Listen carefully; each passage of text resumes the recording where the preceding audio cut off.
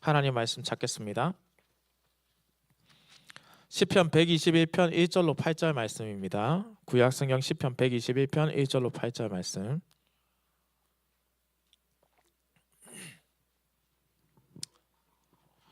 우리가 한 목소리로 한번 같이 읽어보겠습니다. 시작. 내가 산을 향하여 눈을 들리라. 나의 도움이 어디서 올까? 나의 도움은 천지를 지으신 여호와에게서로다. 여호와께서 너를 실족하지 아니하게 하시며 너를 지키시는 이가 졸지 아니하시리로다. 이스라엘을 지키시는 이는 졸지도 아니하시고 주무시지도 아니하시리로다. 여호와는 너를 지키시는 이시라. 여호와께서 내 오른쪽에서 내 그늘이 되시나니 낮의 해가 너를 상하게 하지 아니하며 밤의 달도 너를 해치지 아니하리로다. 여호와께서 너를 지켜 모든 환난을 면하게 하시며 또 내 영혼을 지키시리로다. 여호와께서 너의 출입을 지금부터 영원까지 지키시리로다. 아멘. 사랑하는 성도들 반갑습니다. 우리 앞뒤 좌우에 계신 분들에게 한번 인사해볼까요? 참 잘 오셨습니다. 반갑습니다. 네, 잘 오셨습니다. 정말로 반갑습니다. 성도들 가수 좋아하시나요? 저는 이제 가수를 좀 많이 좋아하는 편인데요. 그래서 오디션 프로그램 이런 거 참 자주 보는 편입니다. 오직 우리 성도님들은 오직 기도와 말씀으로 사시지만은 저는 이제 가수 좋아해서 특별히 이제 임영웅이라는 가수가 있고요. 제가 참 좋아하는데 우리 지난 교회에서 섬길 때 장로님 한 분이 따님이 소속사에서 근무를 해서 이제 콘서트를 임영웅 콘서트 다녀올 수 있도록 저한테 티켓을 준 게 아니라 다녀왔다고 자랑을 며칠을 심지어 그곳에서 저한테 영상을 보내고 사진을 계속 보내고 얼마나 놀리시는지 언젠가 기회가 되면 나도 꼭 가리라. 그리고 이제 홍이삭 씨도 참 좋아합니다. 노래를 잘하는 사람들 참 좋아하는데 저희 와이프는 성시경을 좋아합니다. 혹시 아시는지 모르겠지만은 차에서 계속 들어서 얼마나 짜증 나는지요. 우리가 가수들이 좋아하는 것은 가수가 노래 참 잘하기도 하지만 그 가사나 노래의 그 음률에서 위로를 많이 받기도 하거든요. 혹시 성도님들 전인권 씨를 아시는지 모르겠습니다. 이 전인권 씨가 지금 이제 부른 4집 앨범 중에서 가수 이적 씨가 2015년에 리메이크를 해서 선풍적인 인기를 끌었던 곡이 있습니다. 오늘 설교의 제목과도 같은데요. 걱정 말아요 그대라는 곡입니다. 그 첫 가사가 이렇습니다. 그대여 아무 걱정하지 말아요. 우리 함께 노래합시다. 뭐 거진 이 곡을 아시기 때문에 이 가사만 들어도 음률이 떠오르지 않습니까? 그런데 사실 조금 전 우리가 함께 읽었던 시편 121편이 이 저자가 바로 이와 비슷한 마음으로 노래하기를 원하고 있습니다. 그대여 아무 걱정하지 말고 우리가 함께 노래합시다. 함께 찬양합시다. 이런 느낌이에요. 그래서 그런지 사실 이 121편은 그리스도인들이 시편 중에서 가장 좋아하는 시편 중에 하나로 꼽힐 만큼 유명합니다. 우리가 잘 아는 23편도 그 중에 하나고요. 시편 1편도 그 중에 하나지만 121편도 많이 기억되는 곡조를 담은 찬양도 있지요. 찬송가 383장 눈을 들어 산을 보니라는 찬양이 있습니다.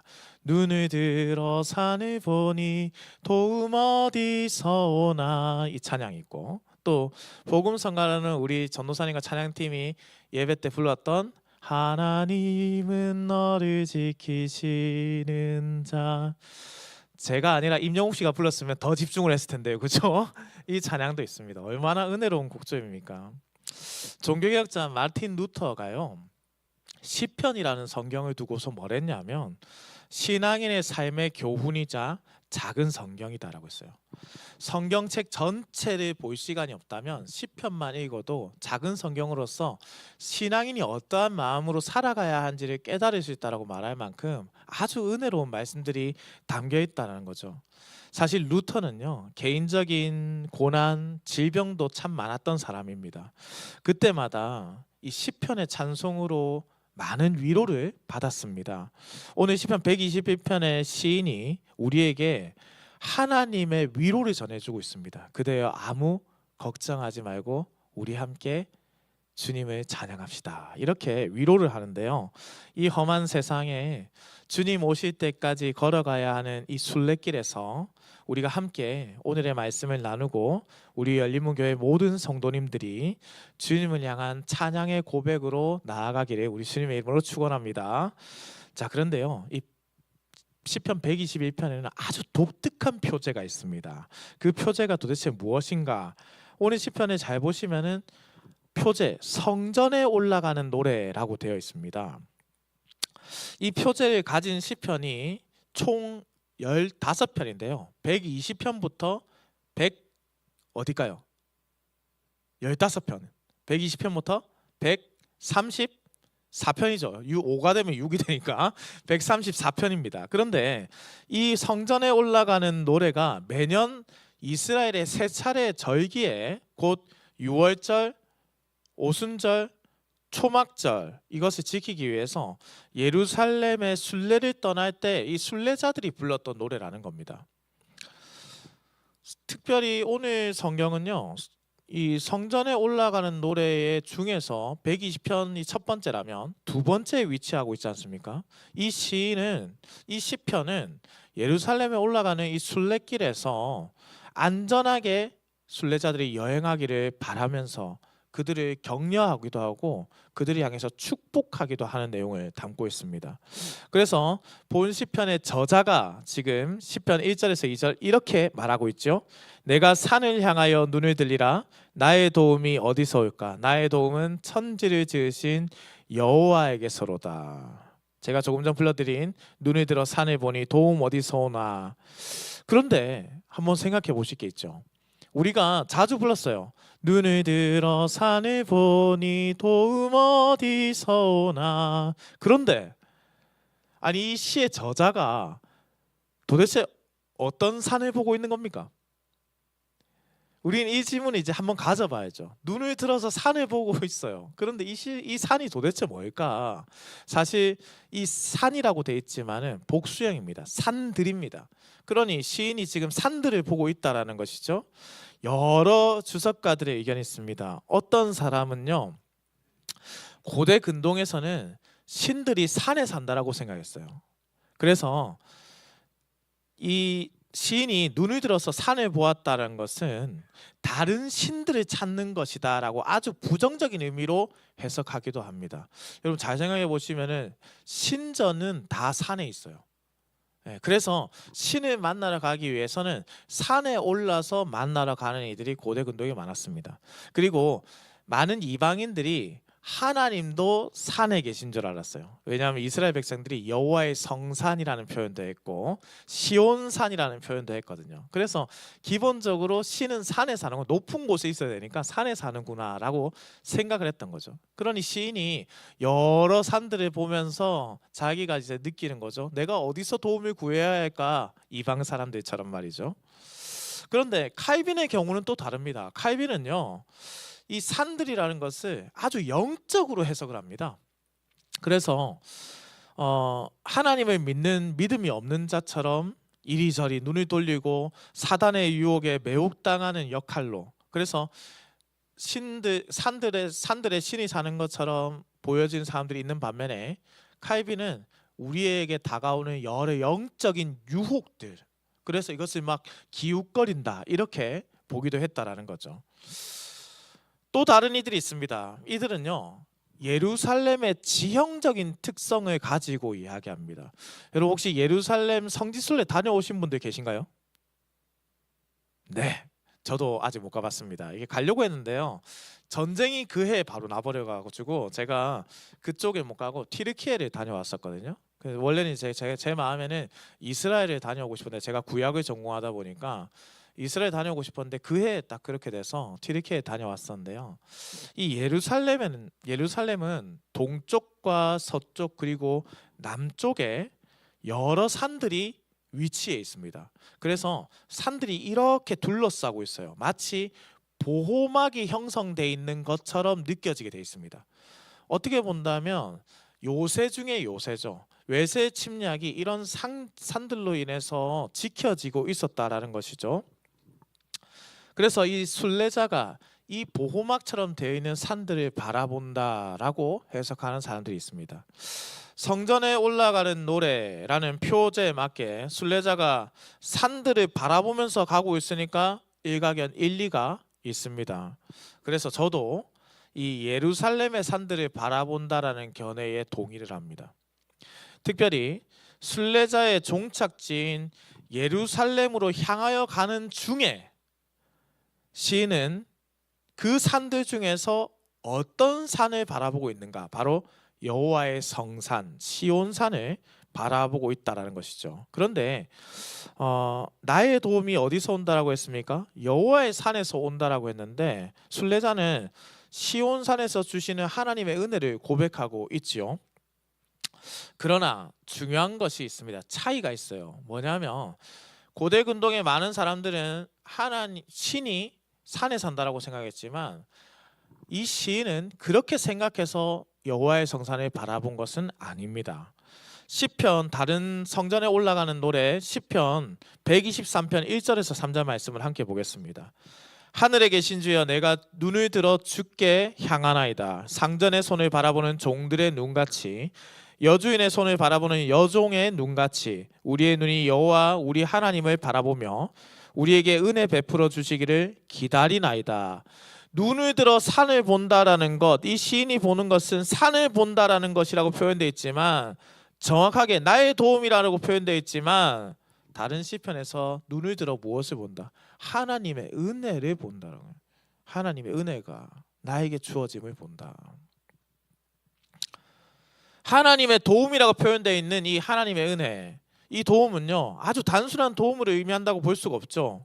은혜의 도움입니다. 도움의 근원이신 하나님께서 시인을 어떻게 바라보느냐? 하나님이 그러면 시인을 어떻게 바라보시는가?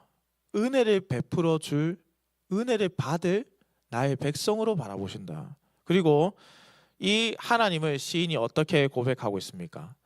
천지를 지으신 여호와시다. 만유의 주제시다. 온 천지 만물을 다스리는 분이시다. 여러분 여기서 매우 중요한 의미가 있습니다. 앨런 로스라는 신학자가 있습니다. 그 신학자가 만일 순례자들이 천지를 창조하신 분께 성실하게 순종하고 있다면 그들은 그분이 순례길에서 만나는 어떤 어려움도 이겨낼 수 있게 해준다는 것을 반드시 확신하게 될 겁니다.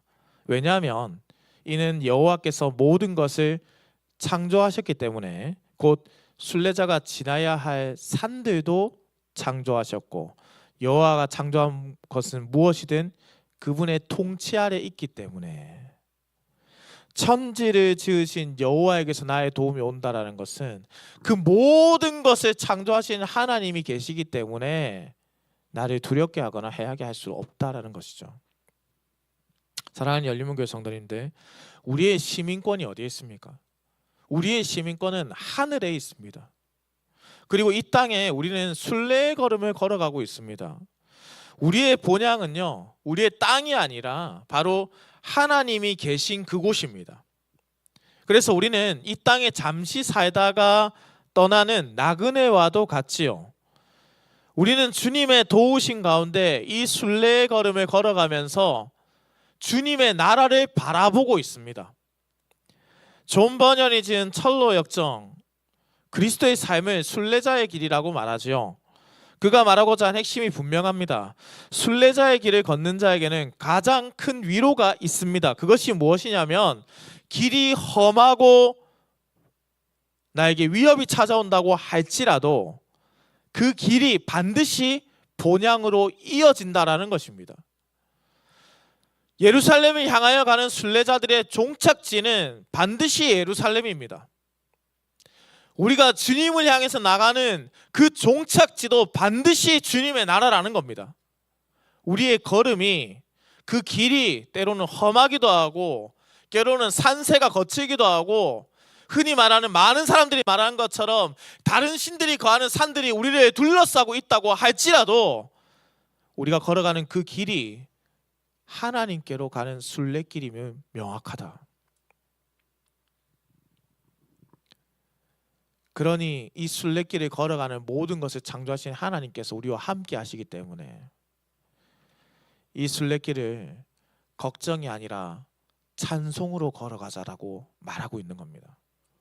두려움이 아니라 은혜로 걸어가자라고 하는 거예요. 순례길에 분명히 어려움이 있다라는 겁니다. 그럼에도 불구하고 그 모든 것을 창조하신 분이 하나님이시기 때문에 우리의 목적지가 오직 한 곳 여호와의 집이기 때문에 우리의 도움은 오직 한 분 여호와 하나님의 도우심, 은혜의 도우심이기 때문에 우리가 그 길을 찬송하며 걸어가자. 그대여 아무 걱정하지 말고 하나님의 찬송함으로 걸어갑시다. 이 은혜의 도우심 가운데 끝까지 걸어가서 마침내 주님의 집에 이르는 우리 열린문교회 성도님들 되시기를 우리 주님의 이름으로 축원합니다. 자, 그런데 그러면 이제 고민해 봐야죠. 천지를 지으신 하나님께서 도대체 어떻게 도와주시냐는 거죠. 어떤 도움을 주시냐는 겁니다. 그래서 오늘 이 시를 지은 저자가요, 아주 구체적으로 반복하는 표현이 있습니다. 뭐냐면은 지키다라는 단어예요. 하나님께서 너에게 이런 도움을 주시는데 지키시는 도움이야. 너를 지키시는 거야. 지키시는데 어떻게 지키시냐? 그것을 이제 우리에게 알려주죠. 3절에서 8절 어떻게 도우시는가를 우리에게 알려주는데요. 먼저 3절에서 4절에 보시면 이런 표현이 있습니다. 여호와께서 너를 실족하지 아니하게 하시며 너를 지키시는 이가 졸지 아니하시리로다. 시인이 지금 강하게 확신하는 것은 무엇입니까? 하나님께서는 우리의 걸음을 지키시기 위해서 졸지도 주무시지도 않으신다라는 겁니다. 이 부분에서 저는요, 이 엘리야의 일화가 떠올랐어요. 여러분, 엘리야 하면은 아합과 싸웠던 하나님의 선지자 아니겠습니까? 그런데 바로 우리가 기억하는 바알 선지자와 아세야 선지자와 대적했던 그때의 일을 혹시 기억나십니까? 누가 응답하는가에 대해서 두고 내기를 했지요. 그래서 이 바알 선지자, 아세야 선지자가 먼저 기회를 받아서 열심히 부르짖습니다. 열심히 부르짖는데 응답이 없어요. 그래서 이 응답 없음을 두고 엘리야가 조롱을 합니다. 얼마나 통쾌한 조롱인지 한번 볼까요? 열왕기상 18장 27절 말씀입니다.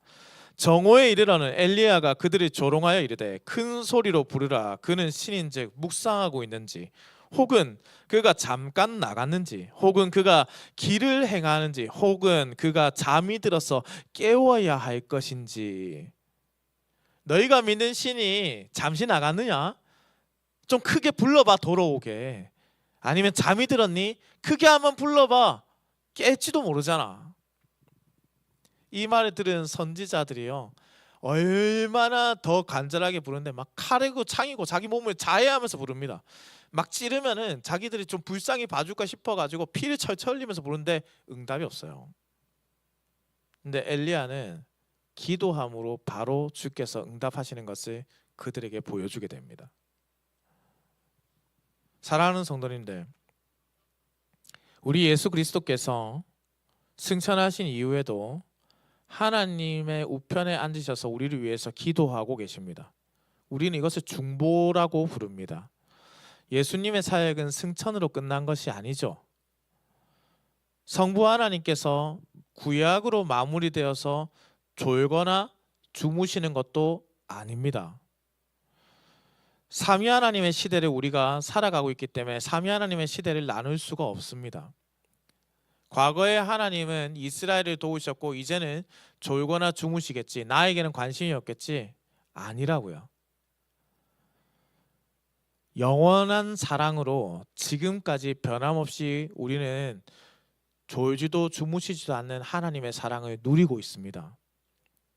그러나 가끔 우리는 삶을 살면서, 신앙생활하면서 하나님께서 주무시는 것처럼 나에게 아무런 관심이 없다고 느껴질 때도 있습니다. 정말로 그러하시지 않음에도 우리의 연약함이 하나님은 나와 나에게는 전혀 관심이 없군요라고 생각하면서 신앙생활 하시는 분들도 있습니다. 그렇게 교회를 떠나시는 분들도 계시죠. 그렇지 않음에도 우리 하나님은 결코 졸거나 주무시는 분이 아니십니다. 이 하나님이 우리의 모든 걸음을 인도하십니다. 그래서 루터는 이 시편을 주의하면서 이렇게 말했습니다. 우리는 늘 깨어서 주님의 도움과 보호를 기다려야 합니다. 우리는 하나님이 자는 것 같고 코를 고는 것 같은 느낌을 받을 때가 종종 있습니다. 이런 일은 결코 없지만 우리는 늘 이런 식으로 느끼곤 합니다. 연약하기 때문이죠. 그러나 하나님은 늘 깨어 계시면서 우리를 지키고 계십니다. 만약 우리가 견고하게 서 있다면 우리가 이것을 배울 것입니다. 원인은 하나님이 졸거나 주무시는 것이 아니라 우리가 깨어있지 않기 때문이라는 겁니다. 우리가 늘 기도의 자리에서 하나님께서 나를 도우신다라고 고백하는 자들은 아주 민감하게 살아계신 하나님을 경험하며 살아갑니다. 도우심을 느끼곤 합니다. 그리고 다시 기도하죠. 하나님, 나의 도움을 주시는 하나님이 없는 것처럼 느껴지는 이 마음을 없애주시고 살아 역사하시는 하나님을 경험하게 해주옵소서. 그렇게 우리가 깨어 기도할 때 하나님의 도우심이, 하나님의 지키심이 우리에게 임한다는 것을 경험한다라고 루터가 말하고 있는 것입니다. 사랑하는 성도님들, 그래서 우리 주님께서, 예수님께서 늘 깨어 있으라 말씀하셨습니다. 늘 깨어 예수 그리스도 기도하시던 그 모습을 닮아서 우리가 깨어서 주님의 은혜를 구하고 졸지도 주무시지도 않는 그 하나님과 함께하며 실족하지 않는 은혜를 누리기를 우리 주님의 이름으로 축원합니다. 자, 그리고 5절에서 6절에 보면 해, 달 이런 위험으로부터 지키시는 하나님이라고 하는데요.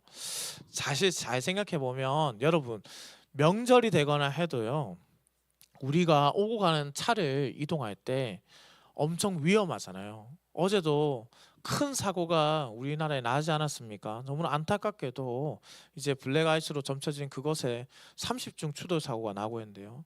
여러분, 과거는 어땠을까요? 과거엔 차가 있었습니까? 기차가 있었어요? 뭐 비행기가 있었을까요? 아니잖아요. 그때는 사실 더 위험했어요, 사실은. 왜냐하면 들짐승들이 자기의 위협을 가하게 되는 이런 일들이 발생할 수 있는 것이거든요. 그래서 순례길을 걸어가는 자들에게 위협이라는 것은 반드시 있을 수밖에 없습니다. 그러나 시인이 고백하죠. 이러한 상황을 아시는 하나님께서 우리를 지키신다.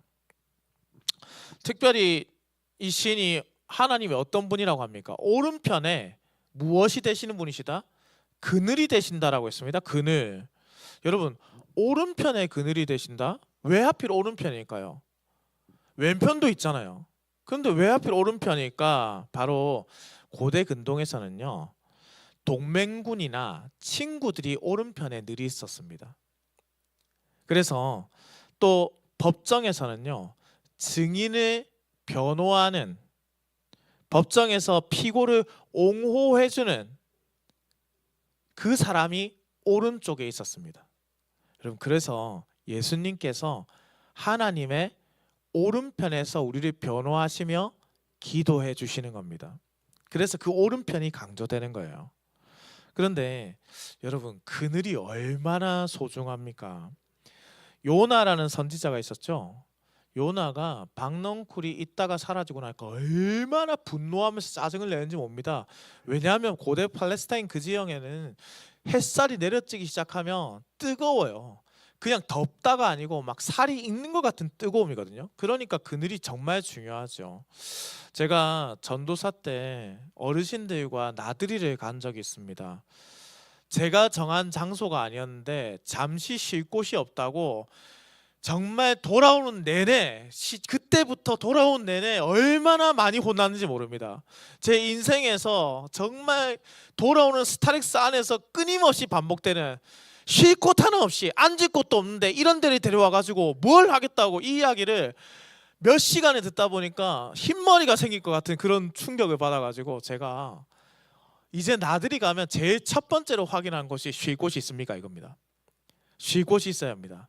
걷다가 잠시 앉을 곳이 있습니까? 그늘이 있습니까? 무조건 물어봅니다. 그래서 제가 우리 교회 왔을 때도 우리 어르신들하고 나들이 가려고 하니까 전도사님 주변에 뭐 어디 있습니까? 라고 하니까 거기에 여기 가면 좋습니다 라고 말씀해서 내년에 가봐야 되겠다. 근데 거기 혹시 쉴 곳 있습니까? 바로 물어봤습니다. 쉴 곳이 중요하거든요. 중간중간 쉬는 것, 이 햇살에 가려주는 것, 앉아서 잠시 쉴 수 있는 것 진짜 중요합니다. 그러면 여기서 말하는 해와 달이 진짜 그냥 해와 달을 의미할까요? 아니죠. 밤은 어떻습니까? 춥잖아요. 순례길을 걸어가는 그 밤에는요, 광야길을 생각해 보십시오. 밤에는 춥고 낮에는 뜨거워요. 인생이 겪는 온갖 불편한 상황들을 지금 다 표현하고 있습니다. 그래서 그늘이 중요하다는 거예요. 그런데 시편에서 그늘이란 단어가 총 10번 등장합니다. 그 10번. 그런데 이 그늘이라는 10번 등장한 단어가 주로 어떤 그늘이다라는 수식하는 것이 거의 붙어 있습니다. 바로 주의 날개의 그늘이다라는 표현이에요. 시편 17편 8절입니다. 나를 눈동자같이 지키시고 주의 날개 그늘 아래에 감추사. 시편 36편 7절. 하나님이여 주의 인자하심이 어찌 그리 보배로운지요 사람들이 주의 날개 그늘 아래에 피하나이다. 이 두 구절만 봐도 하나의 심상이 좀 떠오르죠. 어미새가 새끼를 보호하기 위해서 이렇게 날개를 쭉 펴고 이렇게 지키고 있는 듯한 모습입니다. 그래서 이사야 51장 16절에 이렇게 기록되어 있습니다. 내가 내 말을 내 입에 두고 내 손을 그늘로 너를 덮었더니. 하나님께서 모든 어려움과 어떠한 공격으로부터 우리가 피해를 당하지 않기 위해서 오른팔로 날개를 펴 우리를 덮고 계신다. 보호하고 계신다는 거예요. 이렇게 우리를 감싸고 있다는 거예요. 그 팔로 우리 위에를 덮고 계십니다. 그늘이 되신 거죠. 이것이 여호와 하나님의 그늘이고 사랑의 방법입니다. 사랑하는 열린문교회 성도님들, 여호와의 그늘 아래 거하시는 인생이 되시기 바랍니다. 그 그늘을 벗어났을 때 우리는 짜증이 나고 화가 나고 위험하고 고통을 받는 상황을 경험하게 됩니다. 그 그늘 아래에 있으십시오. 그 안에서 자유하십시오. 그 안에 있을 때 해와 달, 밤과 낮의 여러 어려움과 인생의 고난으로부터 안전하다는 것을 믿으십시오. 주의 날개 아래 거하며 참된 안식을 누리는 인생이 되기를 소망합니다. 우리의 쉴 곳이, 우리의 순례길에서의 유일한 안식처는 바로 주의 날개 안에 거하는 그늘입니다. 오직 주의 날개 아래에서 참된 샬롬 평강을 누리는 열린문교회 성도님 되시기를 소망합니다. 자, 그러면 7절에서 8절이 이제 이어지는데요. 여러분 사실은 7절에서 8절이 가장 중요합니다. 왜냐하면요, 제가 이 시편에서 강조되는 단어가 무엇이라 했습니까? 지키다라고 했죠. 지키다. 그런데 이 두 구절에 3번이나 지키다는 단어가 등장합니다. 특별히 주님이 지키시는 영역이 확대되죠. 이제 모든 환난에서 우리를 지키신다라고 결론을 지어요. 시는 아주 명료하고도 단호하게 말합니다. 하나님의 백성이 순례의 길을 걸어갈 때, 그리고 넓게는 인생이란 여정을 살아갈 때에 하나님께서 우리를 반드시 지켜주신다. 그런데 어디를 지키신다라고 되어 있나요? 너의 출입을 지키신다라고 합니다. 출입을 지키신다. 곧 그가 어느 곳에 있든지 나가든지 들어오든지 지키신다는 것이죠. 그래서 앞서 해와 달 그리고 밤과 낮의 모든 해악뿐만 아니라 실족하지 않게 하시면서 주무시지도 않고 졸지도 않으시면서 지키신다라는 거죠. 그런데 아니 그것을 이미 말했잖아요. 앞서 해와 달의 밤과 낮의 상황으로부터 당신을 지키십니다. 실족하지도 않게 지키십니다. 졸지도 주무시지도 않으면서 지키십니다. 그럼 말해놓고 또 왜 다시 말하냐고요. 여러분 세상에서 제일 힘든 시간이 들은 것 또 듣고 들은 것 또 듣고 들은 것 또 듣는 시간입니다. 했던 말 또 하고 했던 말 또 하고 했던 말 또 하고.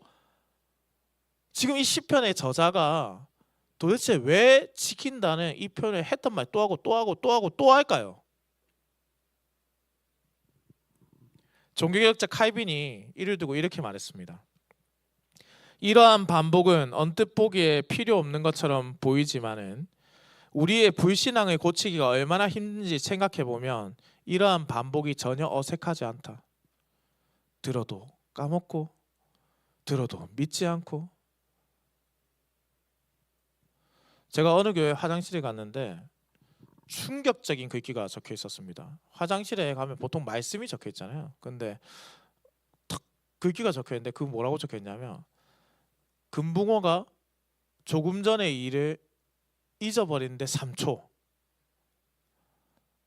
당신이 하나님의 사랑을 잊어버리는데 1초, 이런 거예요. 너무 충격받았어요. 어떻게 알았지? 성도들은요, 하나님의 사랑을 듣고 하나님이 지키신다는 말씀을 들었음에도 금방 잊어버립니다. 금방 적용하지 못하고 금방 모든 것을 제약해버립니다. 그래서 반복하는 겁니다. 하나님이 너를 지키신다. 하나님이 너를 지키신다. 사랑하는 성도님들, 우리가 인생길을 걸어갈 때 확신보다 의심으로 걸어갈 때가 너무 많습니다. 그리고 확신을 하지 못할 때는요, 경험하지 못한 사람들이 보통 확신하지 못합니다. 여러분, 저는 어머니를 참 존경합니다. 어머니는 참 좋은 그리스도인이라고 저는 믿고 생각하며 살아왔습니다. 그래서 그런지 너무 감사한 것은 우리 와이프가 어머니를 좋아하고, 저희 어머니 좋아하고 시골집에 가는 것을 좋아합니다. 안 믿잖아요. 안 믿으시잖아요. 왜냐하면 여러분 이렇게 말해도 여러분들 마음에 목사님, 그래도 시어머니입니다. 제가 결혼하고 첫 해 신혼여행을 다녀오고 나서 첫 휴가를 받았는데 와이프랑 이야기해서 저희 시골집에 한번 간 적이 있습니다. 갔다 와서 1년을 권사님들한테 혼났습니다. 제정신입니까 전도사님?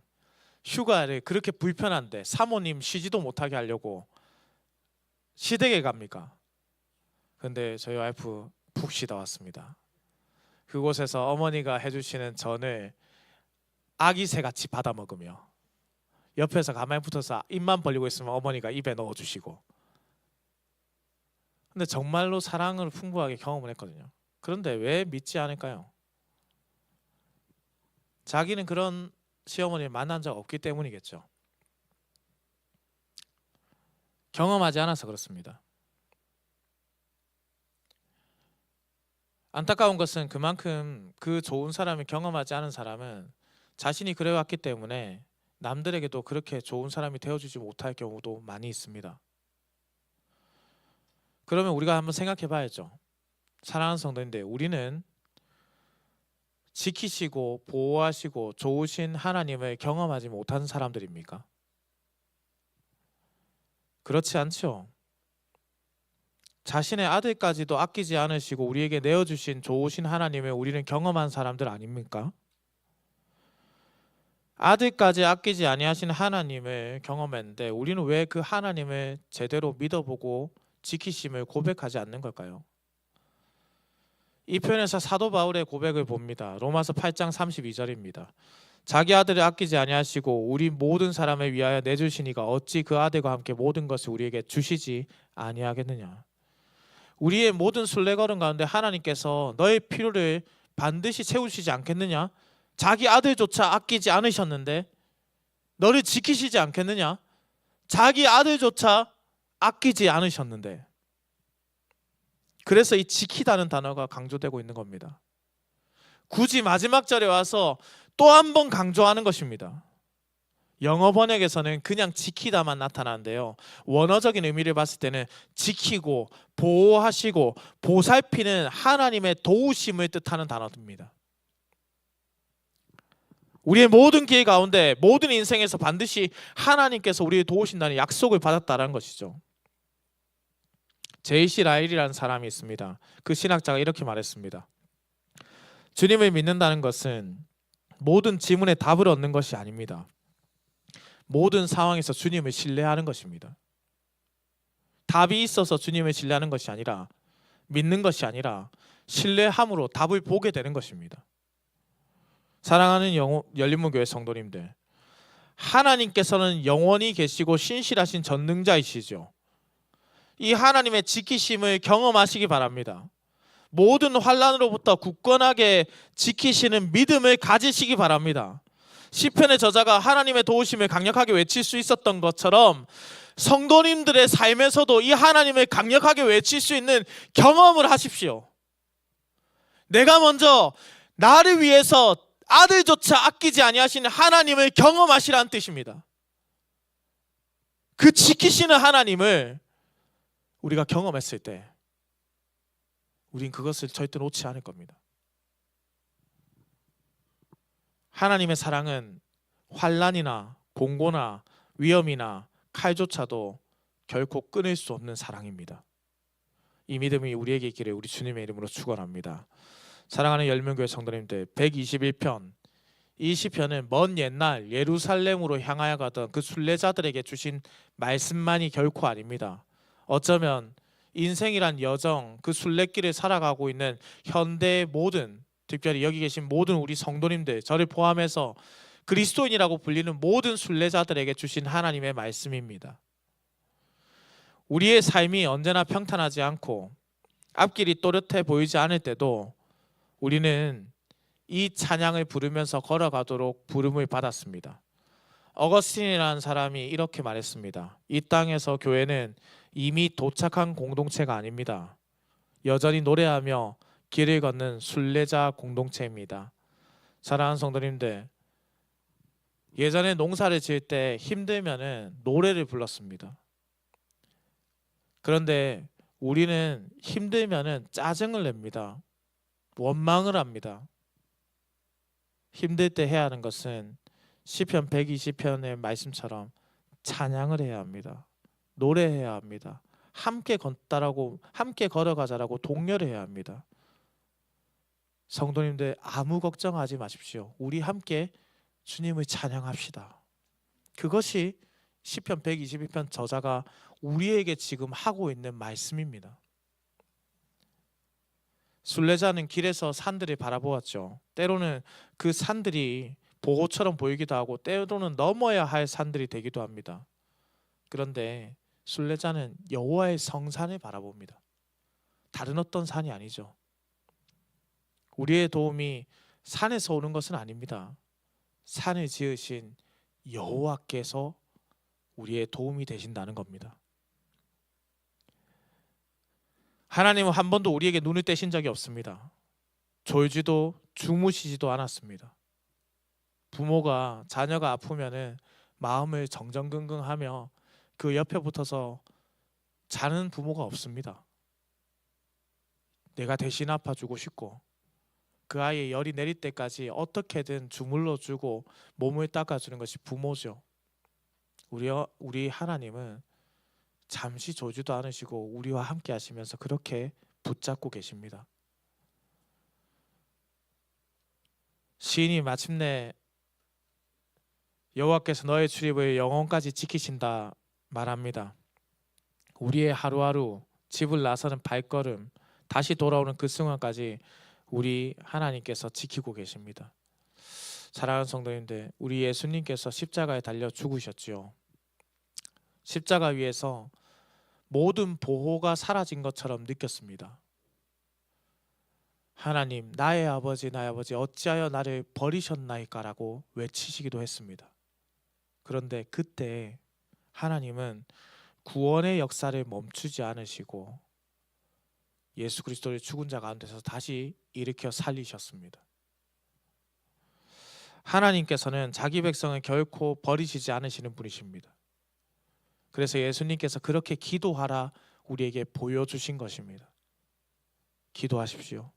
졸지도 주무시지도 않는 하나님께서 우리에게 구원을 행하실 것입니다. 그러므로 사랑하는 열명교회 성도님들, 우리는 걱정 속에서 방황하는 사람들이 아닙니다.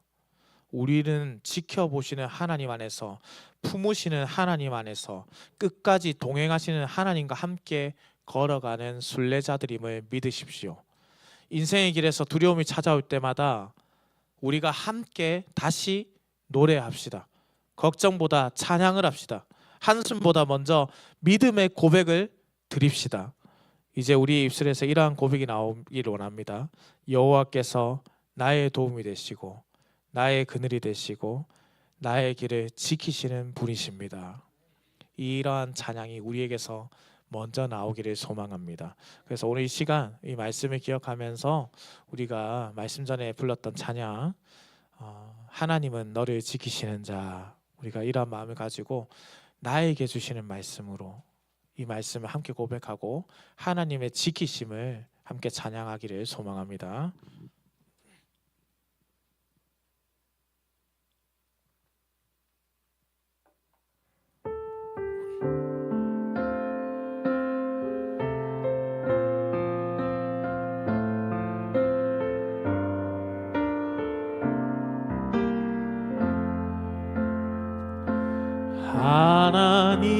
하나님은 너를 지키시는 자, 너의 우편에 그늘 되시니 낮의 해와 밤의 달도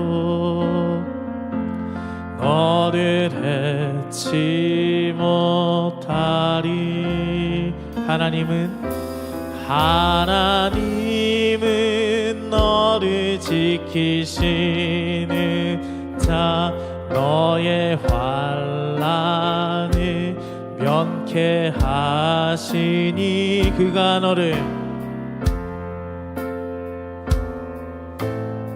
너의 출입을 지키시리라. 너의 출입을 지키시리라. 눈을 들어 산을 보아라. 너의 도움 어디서 오나. 천지 지으신 너를 만드신 여호와께로다. 자신에게 한번 고백하겠습니다. 하나님 나를 지키시는 자, 나를 지키시는 자, 나의 우편에 그늘 되시니 낮의 해와 밤의 달도 나를 해치 못하리.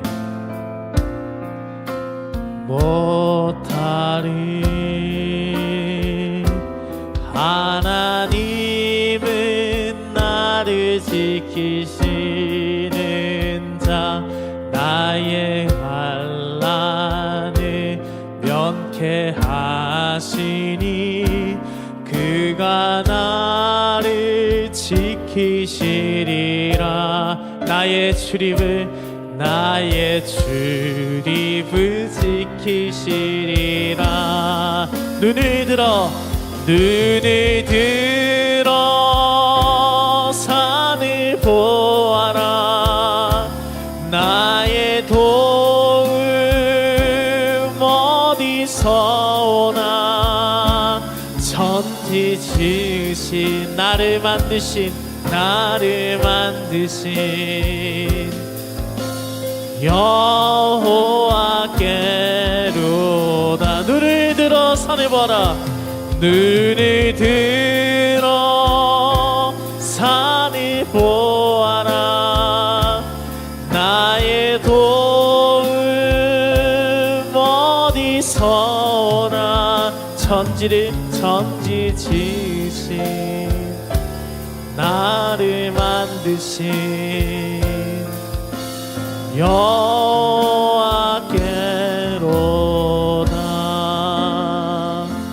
사랑하는 성도들, 이 시간 저와 함께 좀 기도하겠습니다. 우리가 하나님의 사랑과 하나님의 지키심을 잊어버린 데 시간이 얼마나 필요했던가요? 졸지도 않으시고 주무시지도 않는 하나님이 우리를 지키시는데, 해와 달이 우리를 상하지 못하게 지키시는데 우리가 그것을 믿지 않고 살아갔던 것은 아닙니까? 영원부터 영원까지 우리를 지키시는 하나님을 믿으며 올 한 해 살게 하여 주옵소서. 주님을 참되게 믿고 지키시는 은혜를 경험하는 자들 되게 하여 주옵소서. 또 한 가지 기도할 때는 혹시나 하나님이 조시는 것 같고 주무시는 것 같이 느껴지는 고통과 환난을 경험하고 계신 분들 계십니까? 하나님이 나를 떠난 것 같고 하나님이 없는 것처럼 느껴지는 고통의 시간이 만약 찾아왔다면 우리 예수님께서 기도하신 것처럼 주께서 우리를 버리시지 않았기 때문에 나타나 우리를 도와주옵소서. 내가 깨어서 더욱 주님을 찾겠습니다. 주님 나타나 도와주옵소서. 우리 중에 고통당한 자들을 외면하지 말아 주옵소서. 그들에게 하나님의 오른편에서의 그늘이 얼마나 위로와 안식이 되는지를 경험하게 하여 주옵소서. 우리란 마음을 가지고 함께 기도하겠습니다. 사랑과 은혜가 많으신 아버지 하나님 감사합니다. 이 시간 하나님의 도우심과 은혜를 간구하며 나아갑니다. 주님 우리에게 말씀하여 주시고 오늘 우리에게 깨닫게 하시는 은혜를 부어주심에 감사합니다. 주님의 말씀과 은혜 가운데서 귀한 오늘 시편 120편을 보았습니다. 우리 주님께서는 졸지도 주무시지도 아니하시고 우리를 지키시는데 우리가 그것을 믿지 않았고 우리 하나님께서 오른편에서 우리에게 그들이 되어주시는데 우리가 그것을 믿지 않아 숨지 않았습니다. 그 안에서 참된 평강을 누려야 되는데 그러지 않았습니다. 나의 출입을 영원부터 영원까지 지키시는 하나님을 따르지 않았습니다. 아버지 하나님 우리가 너무나 하나님이 잊고 살고 있지는 않습니까? 주님 더 이상 우리가 주님을 잊고 살지 않게 하시고 주님의 말씀 가운데 살아갈 수 있도록 인도하여 주옵소서. 성령께서 우리의 걸음을 인도하시고 성령께서 함께하여 주옵소서. 바라옵고 원하옵기는 아버지 하나님 우리 중에 참으로 슬픔과 고통 가운데서 하나님이 조는 것 같이 저 멀리 떠나신 것 같이 느껴지는 자들이 있습니까? 그들의 기도의 제목을 주께서 외면하지 마시고 살아계신 하나님을 경험하면서 주님의 이름을 부르면서 주님의 뜻을 바라면서 살아갈 수 있도록 아버지 하나님 함께하여 주옵소서. 우리 교회가 함께 그들을 위해서 기도할 때에 살아계신 하나님의 능력을 보게 하시고 위로하시고 복주시는 은혜를 경험할 수 있도록 아버지 하나님 그들에게 나타나 도와주옵소서.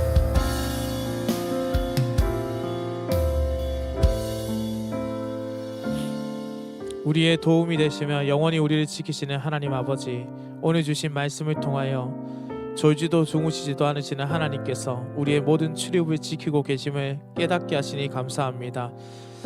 세상이라는 험한 순례길을 걸어갈 때에 눈앞에 산을 보고 두려워하거나 걱정하지 않게 하여 주옵소서. 오직 천지를 지으신 여호와 하나님을 바라보면서 주님의 날개 아래에서 참된 평강을 누리는 우리 열린문교회 성도들 되게 하여 주옵소서. 감사가 많으신 감사하신 하나님 아버지, 이 시간 주님의 은혜에 감사하여 빈손으로 나오지 않고 정성껏 준비한 예물을 주님 앞에 드립니다. 11조와 감사, 성교, 구제 그리고 각종 예물에 담긴 성도들의 마음과 정성을 기쁘게 받아 주시옵소서. 이 예물이 쓰이는 곳곳마다 복음의 능력이 나타나게 하시고 죽어가는 영혼이 살아나며 하나님의 나라가 확장되는 귀한 도구가 되게 하여 주옵소서. 간절히 바라옵고 원하옵기는 예물이 드린 손길들을 주께서 기억하여 주옵소서. 성도들의 가정과 일터와 사업장 위에 하늘의 문을 여시사 여호와 하나님의 복을 더하여 주옵소서. 물질의 어려움으로 인해 신앙이 위축되지 않게 하시고 꾸어줄지언정 꾸지 않는 풍성한 은혜로 채워 주시옵소서. 그리하여 넉넉한 마음으로 이웃을 섬기며 하나님께 영광 돌리는 복된 청지기의 삶을 살게 하여 주옵소서. 오늘 우리가 주님의 말씀을 듣고 이곳을 나갑니다. 주님의 말씀을 기억하게 하시고 지키시는 하나님을 경험하게 하시고 고백하게 하시며 어려운 가운데 하나님을 찬양하는 믿음이 되게 하여 주옵소서. 감사해드립니다. 살아계신 우리 주 예수 그리스도의 이름으로 기도드립니다. 아멘. 축복 기도드립니다. 지금은 우리 주 예수 그리스도의 크신 은혜와 만복의 근원이 되시는 하나님 아버지의 극진하신 사랑과 성령의 감화 감동 교통하심이 천지를 지으신 여호와를 바라보며 그분의 날개 아래에 거하며 도우심을 찬양하는 여기 있는 모든 열린문교회 성도들과 이들의 가정과 생업과 학업과 주의 몸된 교회 위에 영원토록 함께 있을지어다. 아멘.